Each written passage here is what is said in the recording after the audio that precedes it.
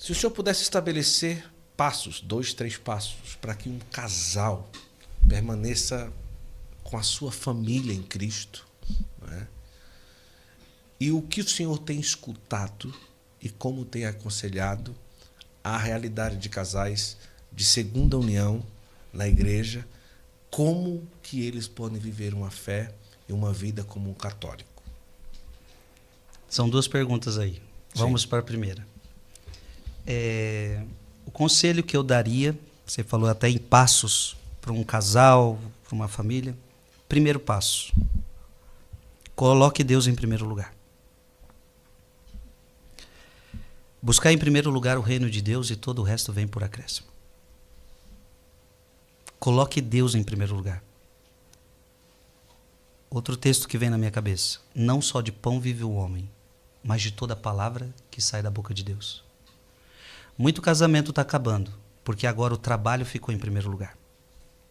Porque agora o dinheiro ficou em primeiro lugar. Então é o marido querendo ganhar seu dinheiro, é a mulher querendo ganhar seu dinheiro, e os dois esqueceram o mais importante, Deus. Isso vai ter consequências graves. Os filhos já não são mais, não tem mais atenção para os filhos. Agora é trabalho, agora é ganhar a vida. E a gente luta, trabalha, e quando a gente tiver um tempo a gente precisa descansar. Então vamos para uma viagem, vamos usar esse dinheiro que a gente ganhou para viajar, para curtir a vida. E Deus está sendo esquecido. Quando você esquece Deus, você vai pagar a consequência cara por isso. Porque você nasceu para Ele. E uma vida sem Ele é perdição. Então eu diria para esse casal, coloque Deus em primeiro lugar. Se você é católico, nunca renunciar à missa por causa de passeio. Quantos casais renunciam à missa para passear? Isto é um pecado grave para uma família católica, que tem a consciência da missa, sabe a importância de uma missa dominical, mas agora a sua vida virou trabalho e passeio. Trabalho e descanso. E Deus, quando der tempo, ou sei lá o quê, talvez quando eu estiver sofrendo muito, eu procure. Então eu diria, primeiro passo, colocar Deus em primeiro lugar. Depois, priorize sua família. O que está acontecendo hoje, Guto? Estão priorizando o trabalho. Lembra que a gente leu, o dinheiro é a fonte de todos os males. O dinheiro está sendo a fonte dos males no casamento, na família. Então, por causa de dinheiro, porque o dinheiro ali ele vai animando, né? Vai animando. Vamos ganhar mais, vai dar para a gente passear mais. Veja, não é isso, gente. O dinheiro passa. Então, coloque Deus em primeiro lugar. Depois, priorize sua família. Mulher, dê atenção para o seu marido. Marido, dê atenção para a sua mulher. A Bíblia vai falar isso. Maridos, amai vossas mulheres. Amar, Guto, é cuidado, é zelo, é estar próximo, é cuidar. Mulheres, sede submissas aos vossos maridos significa cuidado, isso significa zelo. E os pais cuidarem desses filhos, darem atenção, conversa, passear junto. Eu creio que esses 2 conselhos são fundamentais. Terceiro conselho que eu diria: fazer da sua família, da sua casa, um santuário para Deus. O Papa João Paulo II, ele teve uma inspiração gigantesca. Família, santuário da vida. Essa é uma frase de João Paulo II. Família, santuário da vida. Aí Papa João Paulo II, igreja doméstica. Isso é Papa João Paulo II. Que sacada que João Paulo II teve. A sua casa precisa ser uma igreja. As famílias não estão entendendo isso. Sua segunda pergunta era? Segunda união. O HD, brincadeira. Segunda união. Abra o catecismo. Bora. Tá todo mundo firme aí fora? Tá frio aí, não? Tá, mas tá tudo tranquilo, né, Frei? Então firme e forte lá, o pessoal. Você que tá em casa também aí, todo mundo aí. Olha, gente, eu tô feliz pra caramba. Olha, o Frei é realmente uma força de catequese, né? E, nossa, eu tô aqui aprendendo pra caramba. Vamos lá, Frei. Agora, qual é o parágrafo? Você tocou num assunto delicado. Sim. Mas eu quero responder com o biblicatecismo, Bora. porque não sou eu. Tá. É a Bíblia que fala, é o catecismo que fala. Então vamos lá. Primeiro Bíblia. Primeiro Bíblia. Tá. Por que essa pessoa não pode morar junto? Certo. Porque a Bíblia fala isso. Vai lá em... Vamos voltar a Gálatas. Gálatas capítulo 5. Ok. Certo. Gálatas capítulo 5, versículo 19. Ok. Eu só quero que você leia a primeira obra da carne. A gente vai voltar Voltou naquela. naquele texto. Fornicação. Ora, as obras da carne são estas. Primeira, Fornicação. fornicação. O que é fornicação, Guto? O catecismo mesmo responde. Sim. Você pode procurar aqui. Fornicação é sexo fora do casamento. Isso. Então, eu não tenho autoridade para dizer que você pode ter sexo fora do casamento. Sim. Porque a Bíblia não me dá essa autoridade. Então, primeiro passo, eu não posso dizer que está tudo bem, que está tudo legal. Porque isto é uma obra carnal. Então, isso seria muito problemático eu dizer para alguém, está tranquilo. Tá tudo certo. Porque, olha o que a Bíblia está dizendo. Agora lê o versículo 21, lá no final. Como já vos preveni. Lê aí. Como já vos preveni. No caso, o versículo Versículo final? 21. Versículo Ah, 21. Os que praticarem. Os que praticarem não herdarão o reino de Deus. Os que praticarem o quê? A fornicação? Isso. Está englobado. Isso. Se praticar a Tudo fornicação... aquilo que nós lemos, tá? Se praticar a fornicação o quê? Não herdarão o reino de Deus. Quem falou isso não é eu. É a Bíblia. Ô Guto, isso é um assunto seríssimo. Então, primeira coisa, para quem mora junto, eu não posso dizer que está tudo legal. Desculpa se alguém disse para você que está tudo legal, mas eu, quando leio Bíblia, não vejo que está tudo legal. A Bíblia não me diz que está tudo legal, porque estaria tudo legal assim, ó. As obras da carne são essas, fornicação. Aí chegava lá no versículo 21, mas fique tranquilo, nós damos um jeito de você entrar no céu mesmo assim. Sim. O pessoal está rindo. O pessoal está rindo. Na plateia. A Bíblia não está dizendo que vai dar um jeitinho. A Bíblia está dizendo categoricamente, se você vive o sexo fora do casamento sem o arrependimento, você não herdará o reino de Deus. Eu não brinco com a palavra. Se a palavra está dizendo, eu acredito nela. Certo? Então, primeira coisa, eu não posso dizer que está tudo legal com você. Mas outros casos, veja, pode acontecer também, em muitos dos casos, Mateus capítulo 19. Vamos para Mateus capítulo 19?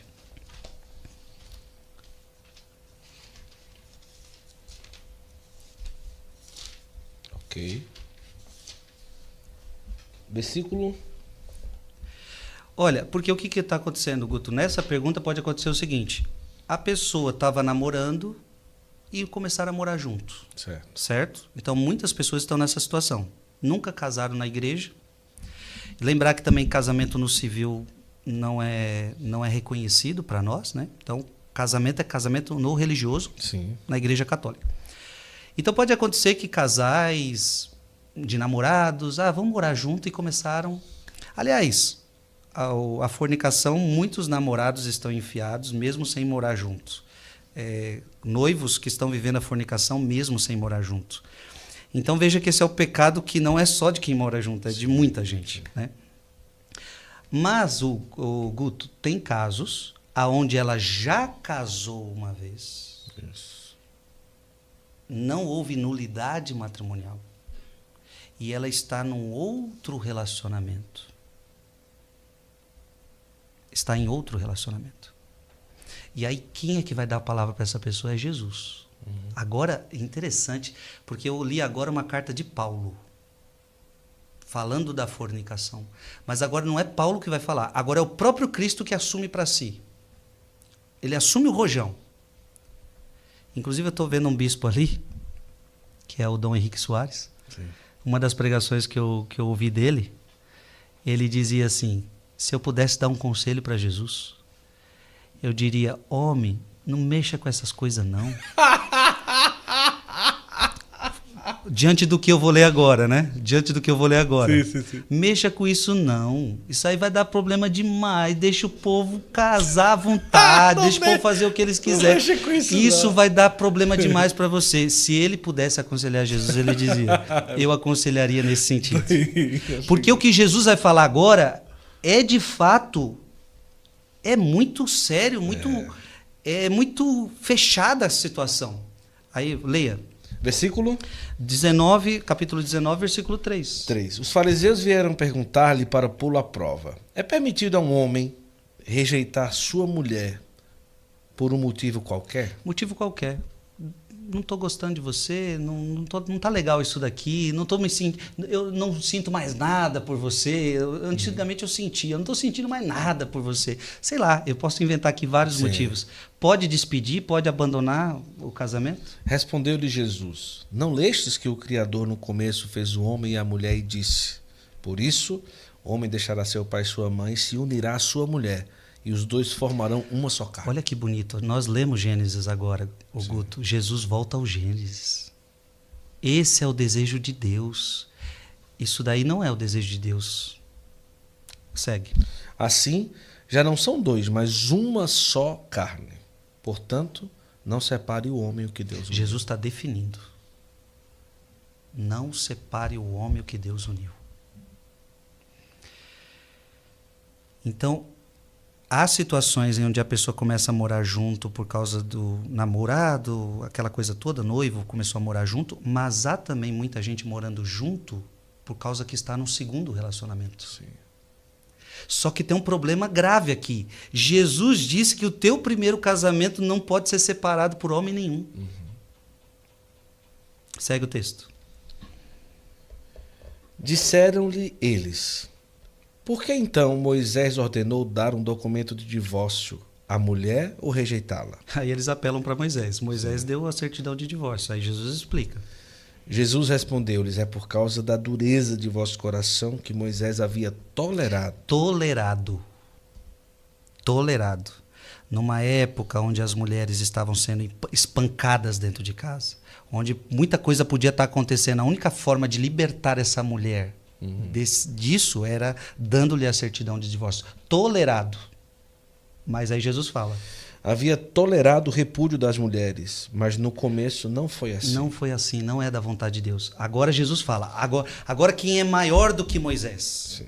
Ora, eu vos declaro que todo aquele que rejeita sua mulher, exceto no caso de matrimônio falso, e desposa uma outra, aí Jesus está comete falando, adultério. se você separou e desposou uma outra, o que ele falou aí? Comete adultério. Aí Jesus começa a dar nome aos bois. Você está em adultério. Segue o texto. E aquele que desposa uma mulher rejeitada, comete também adultério. Tá. O Guto, respondendo a pergunta, o que eu digo para quem está morando junto? A situação não está boa, espiritualmente falando.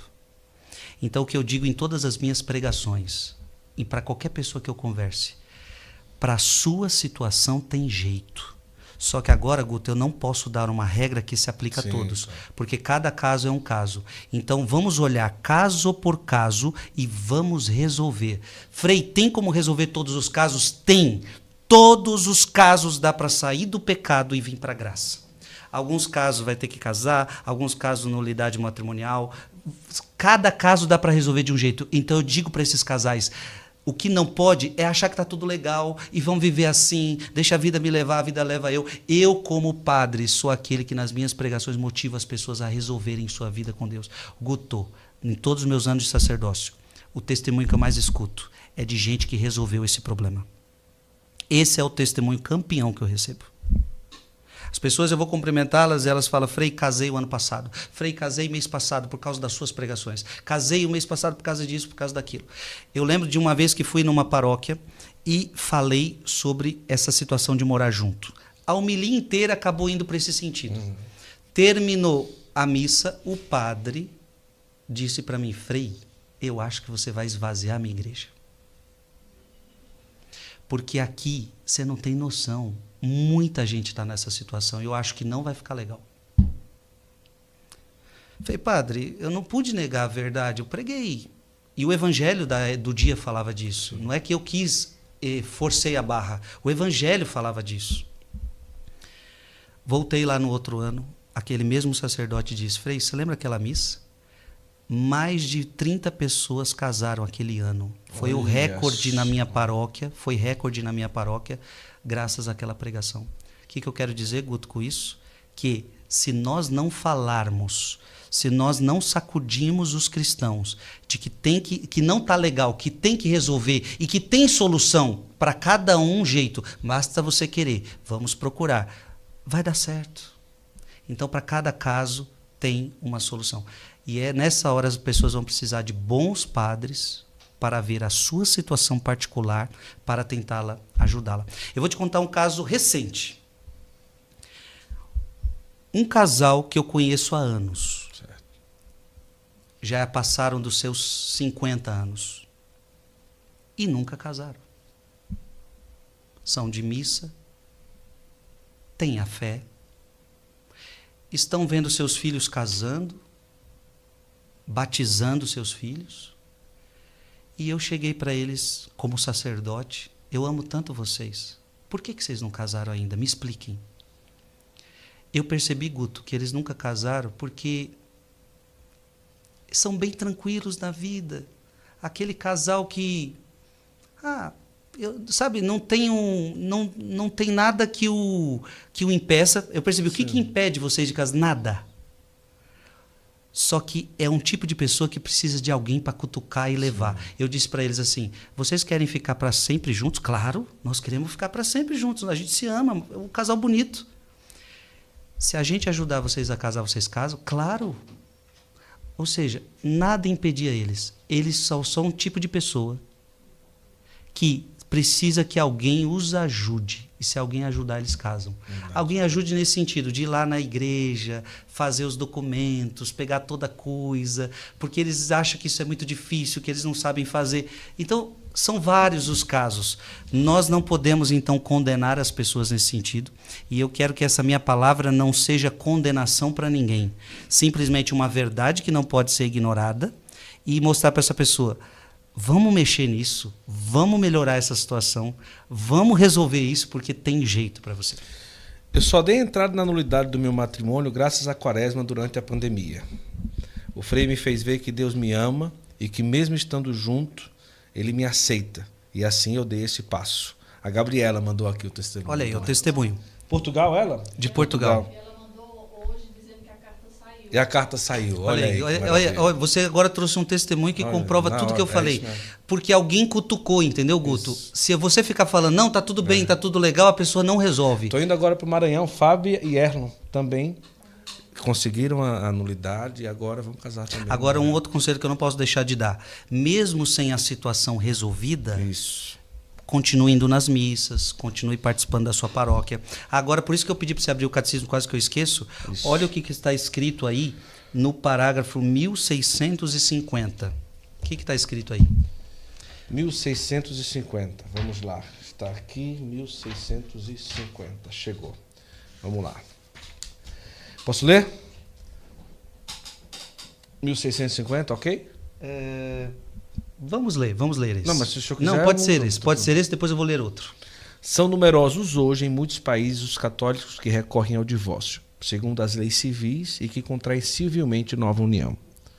A Igreja, por fidelidade à palavra de Jesus Cristo... Olha que bonito. Por fidelidade à palavra de Jesus Cristo, que a gente acabou de ler. Quem despede a sua mulher e se casa com outra, comete adultério contra a primeira, e se uma mulher despede seu marido e se casa com outro, comete adultério também. A gente acabou de ler, né? Isso.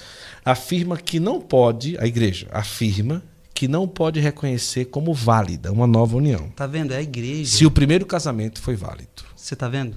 É a Igreja, não é a palavra do Frei Gilson. Tem gente que acha que é eu que estou inventando essas modas. É a Igreja. Se os divorciados tornam-se a se casar no civil, ficam numa situação que contraria objetivamente a lei de Deus. Tá claro aqui. Não podem, portanto, ter acesso à comunhão eucarística. Olha aqui, Guto. É tão séria a tua situação, não podemos encarar como se não fosse nada. Uhum. É tão séria a situação da tua alma, porque nós lemos Gálatas, lemos Mateus 19, que agora o que acontece? Não podem, portanto, ter acesso à comunhão eucarística. Isso aqui é doutrina da Igreja Católica, está no catecismo. Segue o texto. Enquanto perdurar essa situação. Veja, não é que a igreja está te excluindo. Enquanto perdurar essa situação. Por isso que o Frei sacode. Vamos resolver, vamos dar um jeito, vamos para cima. Essa mulher, resolveu a vida dela. Gente, quantos casos? Todos, repito, todos os casos têm solução. Todos. Todos. Só que eu só não posso falar aqui a solução porque cada caso é um caso. Segue o texto. Pela mesma razão, não podem exercer certas responsabilidades eclesiais. Claro, porque isso é um contratestemunho. Algumas coisas na igreja não vão poder ser exercidas. Sim. Por exemplo, ministro da comunhão. Como é que você vai ser ministro se nem você está comungando? Isso é incoerente, entendeu? Sim. Segue o texto. A reconciliação pelo sacramento da penitência só pode ser concedida aos que se mostram arrependidos por haverem violado o sinal da aliança e da fidelidade a Cristo e se comprometem a viver em completa continência. Olha isso, Guto, que a igreja está orientando. A pessoa fala, mas eu não posso confessar. Você pode se confessar. A questão é que, para se confessar, só pode ser concedida a confissão aos que se mostram arrependidos. Então, não tem nexo você falar assim, padre, eu estou no pecado da fornicação, tendo sexo fora do casamento. Só que hoje à noite você já sabe que você vai fazer sexo de novo. Não tem nexo. Não tem nexo. Se você não decidir a parar com isso. Entende? Sim. Então, não é que não pode, é porque você precisa estar preparado, você precisa entrar nesse processo. Olha que bonito. A penitência só pode ser concedida aos que se mostram arrependidos por haverem violado o sinal da aliança e da fidelidade a Cristo. Você tem que reconhecer isso. Eu traí a Cristo, eu traí uma aliança. E se comprometem a viver em completa continência. Então quer dizer, Frei, que se eu me decidir a viver em continência, eu poderia me confessar? Pode, está aqui. Uhum. Se você se arrepender do teu pecado e você falar, esse é o meu pecado, sexo fora do casamento, e eu vou agora viver em continência, não ter relações sexuais, você estaria aberto, porque você se arrependeu, você tomou uma postura objetiva, prática, e olha, a graça se abre, sabe? Esse é um assunto tão delicado, mas eu estou falando, eu queria que todo mundo que estivesse me entendendo, que é muito com muito amor, com muito carinho, não é com julgamento. Ninguém está falando aqui, vai para lá, você tem que ser expulso da igreja, seu infeliz, seu pecador. Não, pelo amor de Deus, é o contrário. Tem jeito para você, vamos resolver sua situação. Procure um padre bom para te aconselhar, para ver qual é o caminho para você. Mas que essa situação não está boa, não está. É só isso que tem que ficar claro. Porque é isso que eu tento instigar, o Guto, nas pessoas. Tem gente que, se deixar, o diabo quer que viva assim. Tá bom assim, não mexe isso aí não. Isso aí dá pano para manga. Isso aí deixa do jeito que tá. Não. Tem coisas na vida que dá para deixar do jeito que tá. Se até aquele cano que está vazando na sua cozinha está atrapalhando vocês, e o marido às vezes fala, não, deixa do jeito que tá, vamos levando a vida. Se até isso incomoda, imagina uma situação espiritual que não pode deixar do jeito que está. Ela tem que ser resolvida. E a questão, Guto, é que tem conserto. Sim. A gente não está falando de uma coisa que essa pessoa está condenada ao inferno, não tem solução. Todos os casos têm jeito. Todos.